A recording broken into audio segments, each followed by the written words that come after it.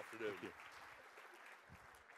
you. Thank you, Paul. Good afternoon, ladies and gentlemen. I hope you've all enjoyed the conference so far. It's been a pretty exciting event. Now, this next session is called Using Technology as an Enabler for Growth. Every single person in this room will no doubt be experiencing an element of disruption in their business, either in their own specific company or in their industry or their sector. And certainly with my 25 years or so in the news business, I've never seen a time like this. It's a time of monumental change. What we're going to be doing in this session is exploring disruption, how companies can take advantage of it, how they're using disruptive technologies, and what we're going to be bringing you are a pair of executives, and in each case, they are collaborating with each other to use disruptive technology and try and find ways of seeking growth from that, and hopefully there'll be some great takeaways for you and your businesses from this session. Before any of that, though, I would like to introduce Omar Abbosh. He is the Chief Strategy Officer of Accenture, and he's going to be setting the scene for us. Please welcome Omar.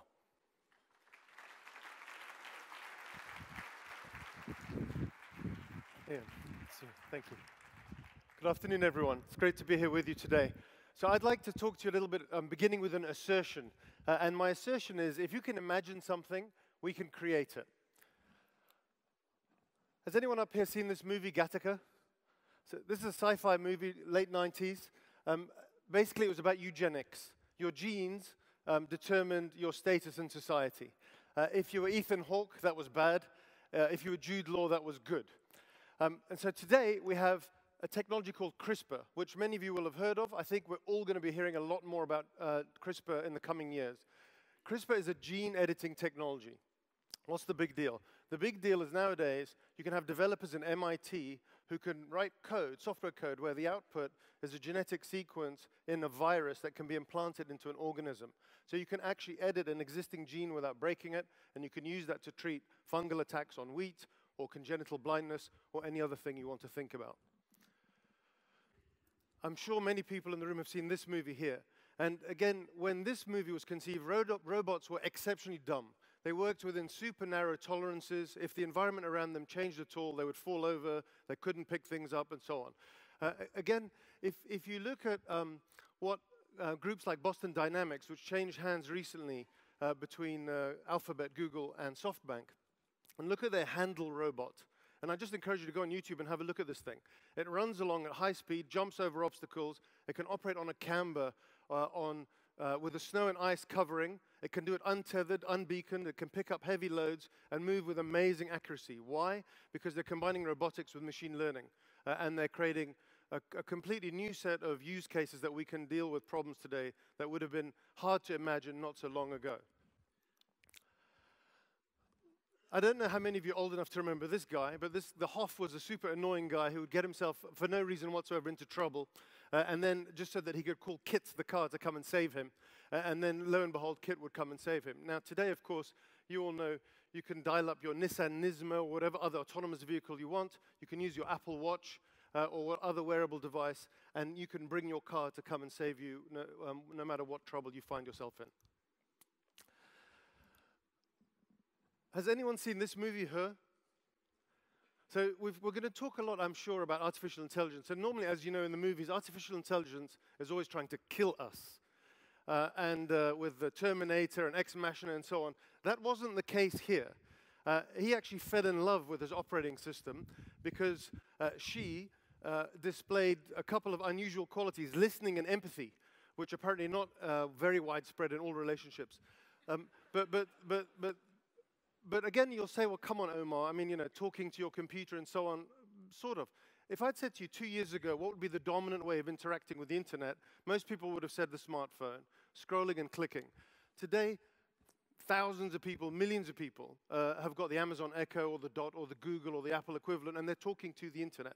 And today, there are software companies out there that are writing code where you can literally speak to it and say something like, hey, what's the temperature going to be after 5 p.m. on Saturday in this location?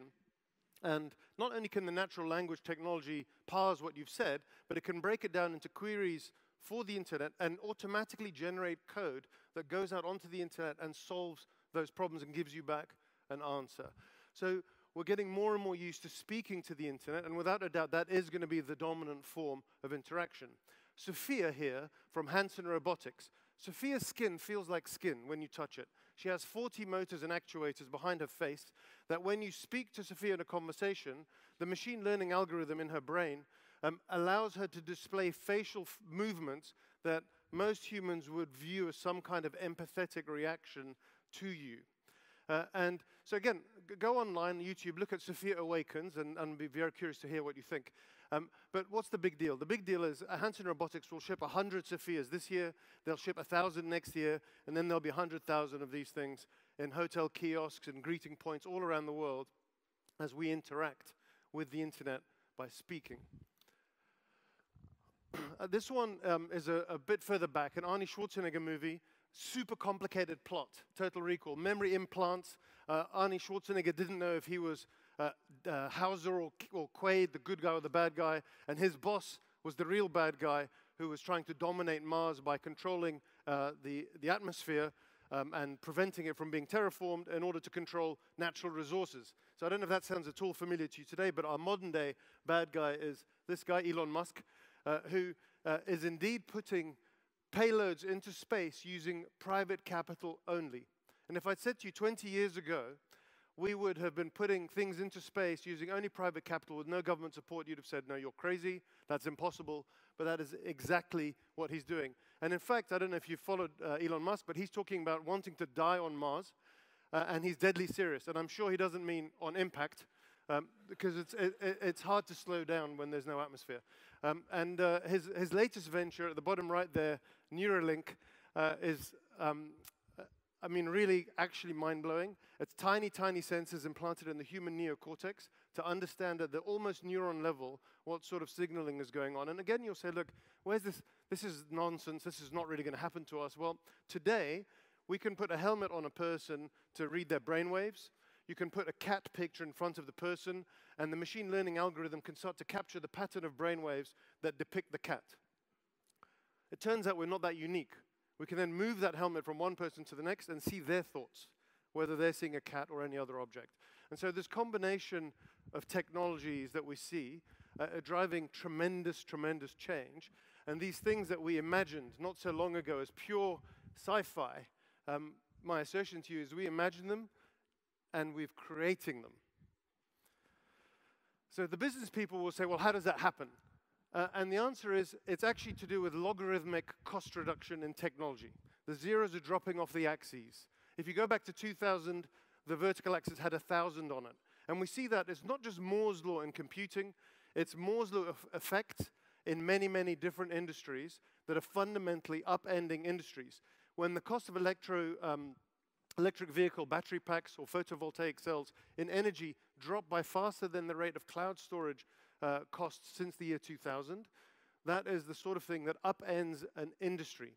And again, I can go into more detail on these, but I don't want to for the sake of time. But just to say, this logarithmic cost reduction technology gives rise to tons of innovation at the hands of little startups, and that innovation bumps into existing business models and causes what we call disruption.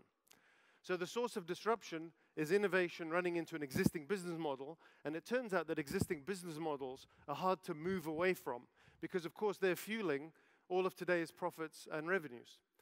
And so when I say disruption, most people will think about the logos I've got there on the left-hand side, where Google Maps runs into TomTom navigation systems, and that's very difficult. It turns out that that is not the most common form of disruption at all. The most common form of disruption is what we call compressive disruption, which we're seeing today in insurance, banking, energy, telecoms, any number of sectors, including asset-intensive sectors that you would think were protected from their investments because of the asset base. But actually what it is you see a period of growth in revenues and a flatlining in actual addition of EBIT dollars. Why is that a big deal? It's a big deal because actually your investment capacity over time is going down. And that is massive because our core business today, fueling today's profits, is under pressure coming from all sorts of factors, but the wolf at the door, whether it's a Huawei or an Amazon in those sectors, or whether it's the attack of the ants, a la the fintech, or any number of other startup ecosystems that have evolved, without being able to invest in the new, companies can't get to the new. They get stuck in their core business. And that is exactly where compressive disruption comes from. And it is a bit of a frog boiling in the pot analogy, because this outlasts the typical tenure of a management team. And actually, an individual management team looks around at other management teams in the same sector, and they see the same effects, and so it feels normal. But it's not normal. So, of course, in Accenture, we're obsessed with digital, and we said, well, the answer must be digital. So we asked our folks to go and correlate the digital intensity of companies across 117 different metrics, hundreds of companies across countries and industries, and correlate that with their financial performance. And as the strategy guy for Accenture, it was very demoralizing to discover zero correlation. But of course, that doesn't mean people are not spending a fortune on digital. They are. So of course, the question we're asking is, how do you earn a return on it? And it turns out that 16% of companies do indeed invest heavily in digital and deliver higher profit margins than the companies in their sectors. In other words, they're automating their existing business model. But I was interested actually in two other groups. The business leaders here are folks who are not especially digitally intensive, but have delivered great financial results across lagging and leading indicators, including total returns to shareholders over a 5-year period. And what we find with them, they're just good business runners. Cost management, portfolio management, all the classic stuff of good business running. But the 6% of companies that were in the top right quadrant, highly digitally intensive and great financial performance across the board, were the ones who are delivering materially higher TSR, total returns to shareholders, as you can see on this chart, than even the business leaders. So, of course, I'm curious to understand, well, what is it that those 6% are doing? And so I'm going to tell a long story short, but they're essentially doing 4 things concurrently. The first thing is they're applying all these modern innovations in their core business to transform it for competitiveness and massive cost reduction. In other words, they're maximizing their investment capacity. And so when someone like an Audi is playing with someone like an Oculus to say, how do I take Henry Ford's 100-year-old invention of the assembly line in manufacturing and change it into a more modular design that allows bits of the factory to operate at different paces, can I use that to increase yield? The answer is yes, you can. And when Mondelez says, we want to take $1 billion of cost out of our cost base over a 3-year period using modern techniques, can you do it? The answer is yes. And that's crucial for investment capacity. The second part is I've got to move some of that investment capacity to grow the core business, because the business has to grow because it's delivering today's profits, and I've still got a quarterly result to deliver. And so that's where digital marketing, personalization, analytics become very powerful techniques for driving the benefit in the core business. And I'm always struck by examples like Carnival and Disney, where they take a device, a wearable, it could be a medallion or it could be a magic band, and they can in near real time sense what's going on in the park or on the cruise ship to understand what customers want, so customers can interact with kiosks or apps and say, hey, I'm going to show up with my kids at that place and I'd like my burger. And as you show up, the server brings your food. So instead of getting an hour-long queue with the screaming kids, you actually get a service that is a beautiful experience that makes you want to spend more time with them, and that allows you to grow your core business. The most difficult often, though, is scaling the new business. Every CEO I speak with has already been to Silicon Valley or Shenzhen or Berlin, and they found the new. The issue is scaling it. And people say, I'm going to build a minimum viable product. No, put that thing in 3,000 stores. That's very difficult. And so that's where you end up with someone like Schneider Electric saying, look, I've sensorized half of the planet, commercial properties on the planet. How can I deliver digital services on the back of that data faster than I did yesterday? And that's all about a digital hub, an incubator, and a digital service factory in their case to put more products out in the market. And the whole thing adds up to what we call the wise pivot, which is capital allocation and investment management over time between the core business and the new business. And managing that pivot takes tons of courage, because it turns out that those innovations that I reference in the sci-fi movies are very broad-reaching, very far-reaching, and most companies cannot afford the materiality of investment across their full scope. So they have to make choices about their scope. And so when Microsoft say, look, I'm going to do a $7.6 billion write-down on Nokia hardware, that is a choice. And when Novartis say, look, I'm going to exit end consumer health and go and double down in my deal with GSK and asset swap on oncology, that is a choice. And I'm not saying that those choices will play out, but I'm certain that those sorts of choices are essential. Now, this whole story is about bringing all this innovation and not allowing others to disrupt us, but to take the lead ourselves. But it turns out that modern-day technology really is very radical, with major potential effects around dislocation. And you'll have heard people talk a lot about jobs and the impact on jobs. So I'll just spend 30 seconds talking about how we in Accenture think about this.